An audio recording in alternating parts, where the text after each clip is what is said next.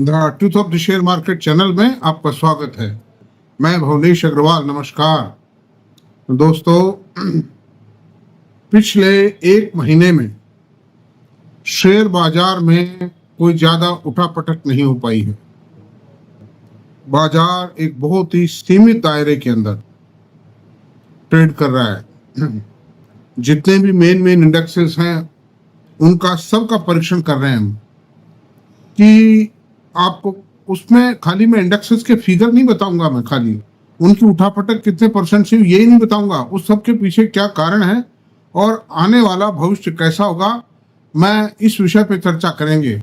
और आने वाले समय में, आने वाले का मतलब साल दो साल बाद नहीं, 10-15 दिन बाद में बाजार की दिशा और दशा क्या होगी, बाजार किन शेयरों की ओर अट्रैक्टिव रहेगा, किन शेयरों में उठापटक की संभावना है। बाजार कभी बहुत लंबे समय तक एक लेवल पर नहीं चलता है। बाजार या तो नीचे जाता है या ऊपर जाता है, और ये जो दिशा है ये किस ओर इशारा कर रही है, इस पर हम चर्चा करेंगे और उसके पीछे क्या कारण है, इन पर हम बात करेंगे। मतलब तो ये बात रही। उससे पहले मैं आपसे निवेदन कर दूं कि मेरा जो इन्वेस्टमेंट गुरुकुल का जो ऐप है उस पर मैं अल्टरनेट डे या रोजाना जैसे भी संभव हो पाता है एक टॉपिक पर मैं वीडियो बनाता हूँ। I deliver my lecture on a single topic, और वो प्योरली एकेडमिक है। वो एक बात रहेगा, उसमें बहुत से एग्जाम्पल्स आ जाते हैं शेयर मार्केट के। प्रैक्टिकल एग्जाम्पल देके समझाना बहुत आवश्यक है। बिना प्रैक्टिकल एग्जाम्पल के, बिना इलस्ट्रेशन के एजुकेशन अधूरी है। तो उससे भी आपको बहुत कुछ समझ में आएगा। बिना प्रैक्टिकल के आदमी की समझ में नहीं आता है क्या है। आज यूनिवर्सिटीज हैं, लेबोरेटरीज हैं, स्कूल की, कॉलेज की लेबोरेटरीज है, उनमें के अंदर भी वो जो लेबोरेटरीज किस लिए, वो प्रैक्टिकल समझाते हैं। आप मेंढक का डिसेक्शन नहीं करेंगे तो ये क्या पता पड़ेगा प्राणी के शरीर में कौन कौन से ऑर्गन्स होते हैं। मतलब तो उसमें आप मेंबरशिप जो पसंद हो लें, और इतने सस्ती और इतना सुगम, इतनी सरल भाषा में I am writing a comprehensive book on the share market. On every aspect I will cover, I will deliver hundreds of lecture. वो कोई 100-200 पेज में पूरी होने वाली किताब नहीं है। वो किताब के पेज होंगे कम से कम 1000 पेजेस, जिसको आप हाथों हाथ पढ़ सकते हैं, अभी मेंबर बन सकते हैं। बहुत सस्ती है, कोई 100-200 रुपया कोई माँ बाप नहीं होता है आदमी के लिए। मेरे को नहीं जाता वो पैसा। That money will go to the Google and the video management. Video को जो मैनेज करते हैं उनको जाएगा। I am not taking that money. तो जैसा भी आप इच्छा हो, मेरा काम सूचना करना था, जैसा आप चाहें। तो अब जो आगे चलते हैं कि हम इस वीडियो में मैं बताऊंगा आपको दिशा क्या होगी बाजार की, उसके पीछे क्या कारण है और अभी शांत पड़े रहने के क्या कारण है। तो चलते हैं। अभी आपको ये जो टेबल है इंडेक्स के मूवमेंट की, वो टेबल आपको एक महीने की जो मूवमेंट की टेबल है स्क्रीन पर मिलेगी आपको। And please see that, please here my lecture very patiently and silently with a concentrated mind। तो अब चलते हैं। देखिए, सेंसेक्स में वो डाटा नहीं बताऊंगा, खाली उठापटक कितना परसेंट हुआ यही बताऊंगा, मेरे समय बहुत लग जाता है। आप टेबल में देख लेना उसको। एक महीने में 1.59% बढ़ा सेंसेक्स, और पिछले 12 दिन में सेशन करीब 8 हुए हैं, मतलब इसमें -3.65% हुआ। 3.65 माइनस हुआ है, मतलब परसेंटेज नहीं। कहीं देखा, एक सेकंड चेक करता हूँ गलती क्या हुई है।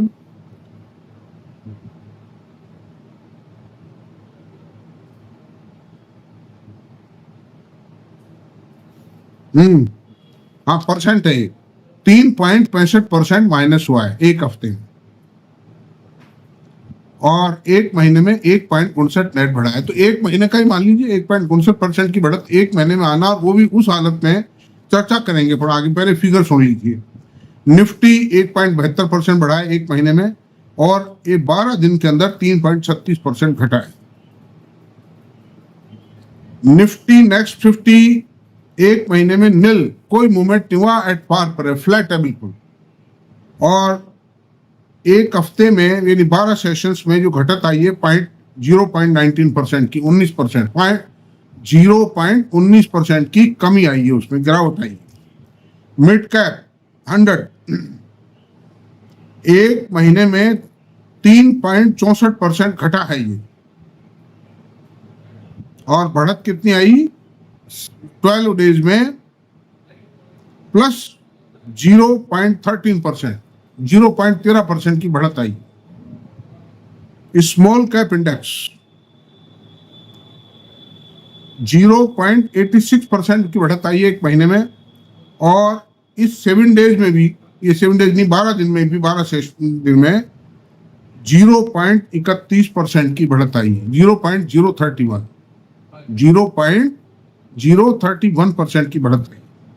कोई खास बात नहीं, कहीं भी कोई मेजर मूवमेंट नहीं है।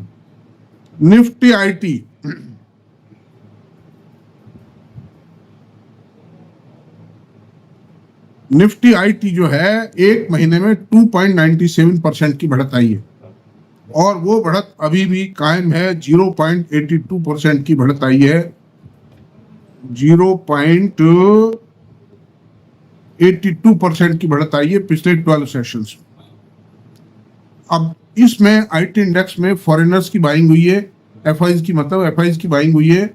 और बाइंग स्प्री ऐसा लग रहा है इसको देख के अभी भी चालू है उसमें, because the IT index on the bottom level 3.5 साल तक पहले आईटी सेक्टर अपने इतिहास में कभी भी पड़ा नहीं रहा है जो अभी रहा है।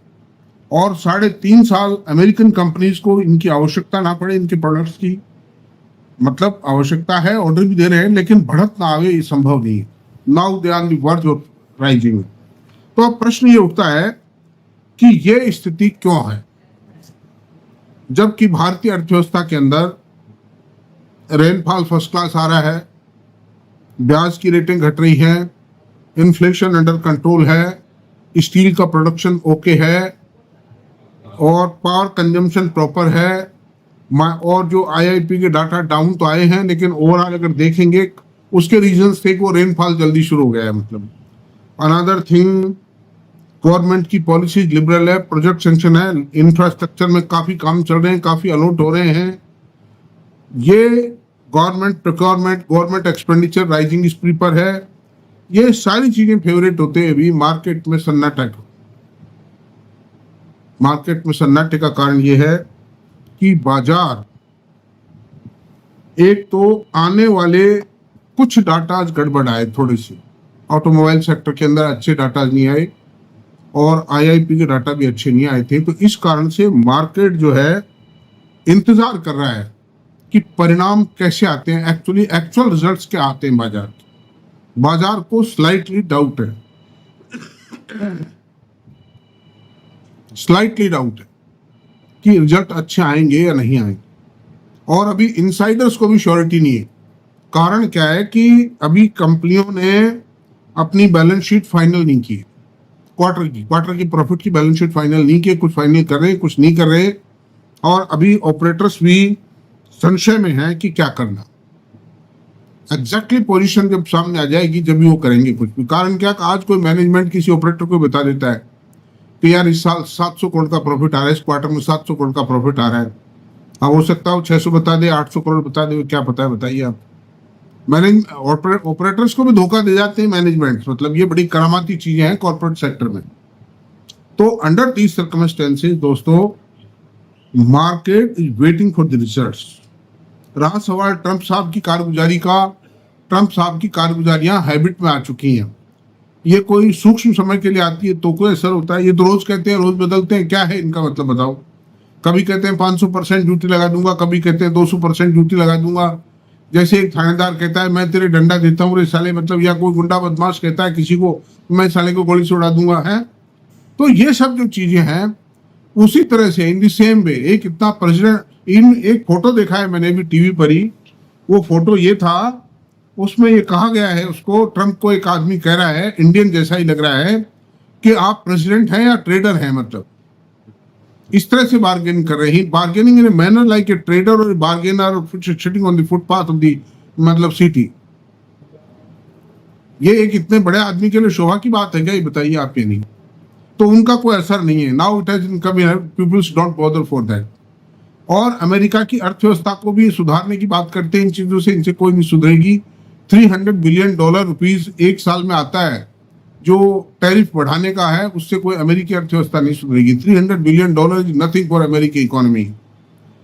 ये खाली इनकी चाह है, तमन्ना है, विम्स हैं जो सेटिस्फाई कर रहे हैं। तो अब चलते हैं।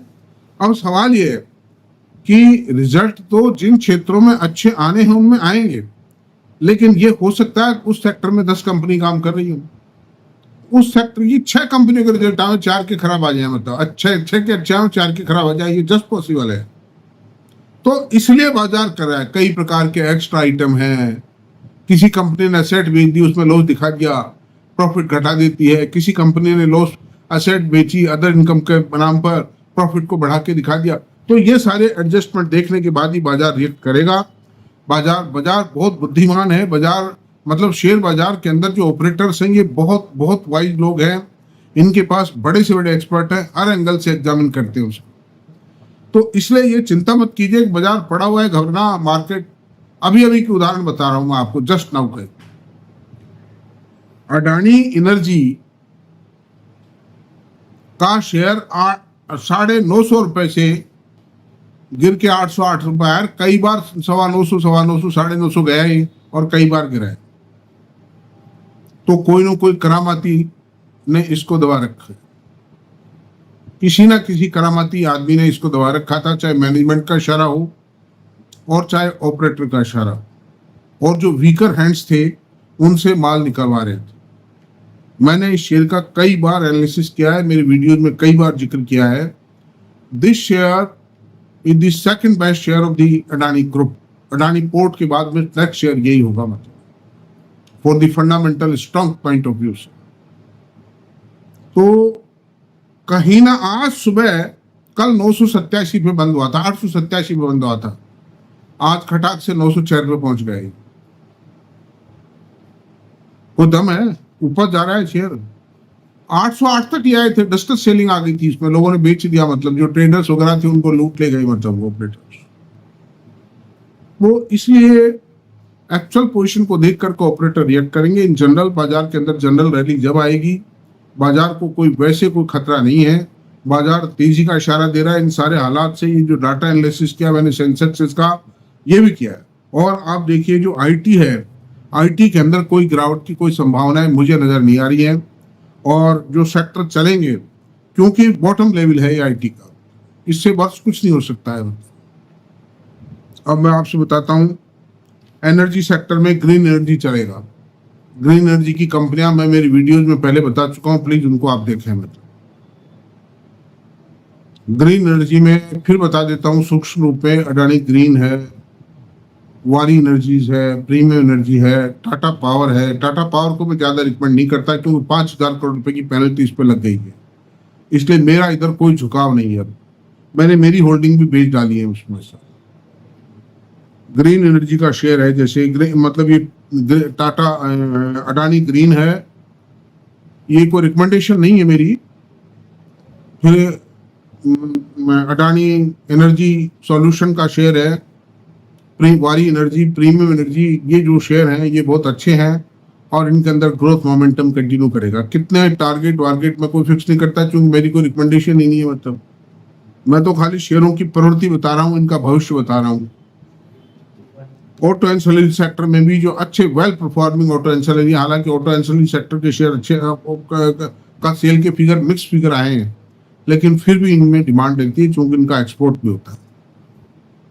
फाइनेंशियल सर्विसेज में अच्छी टॉप रैंकिंग 4-5 जो एनबीएफसी कंपनी है, और शेयर मतलब इसके बैंकों के जो टॉप जो 2 कंपनियां शेयर हैं, 2 एचडीएफसी और आईसीआई, ये शानदार है।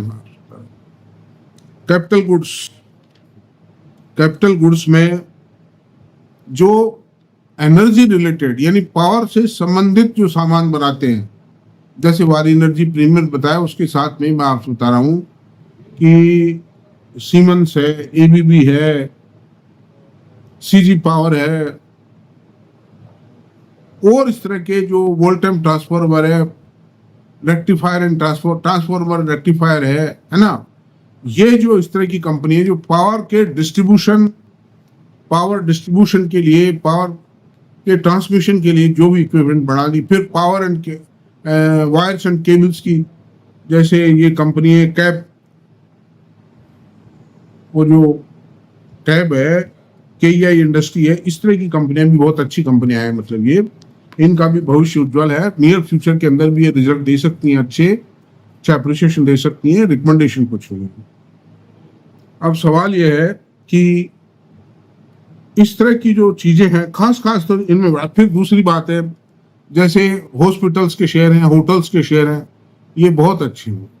आप ये देखिए कि सन 2026 के मार्च तक जो 5 स्टार होटल्स हैं वो शादियों के लिए बुक हो चुके हैं। बताइए आप, उनमें कोई जगह नहीं है। बताइए ये क्या इंडिकेशन है? There is a huge demand in the hotel industry due to destination marriage. आजकल होटल्स में ही करते हैं बहुत बड़े आदमी जो है शादियां। एक 5 स्टार होटल कम से कम 2 करोड़ रुपए ले लेता है एक शादी के नॉर्मल वे के अंदर, एक दिन के। इसी तरह से एक हॉस्पिटल की, जो बड़े बड़े हॉस्पिटल्स हैं, उनका पर डे का रेवेन्यू है 2-2, 3-3 करोड़ रुपए का, एक हॉस्पिटल का। तो अंडर दिस सर्कमस्टेंसेस उन शेयरों में कोई खतरा नहीं है। ये शेयर स्थायी इन्वेस्टमेंट के हैं।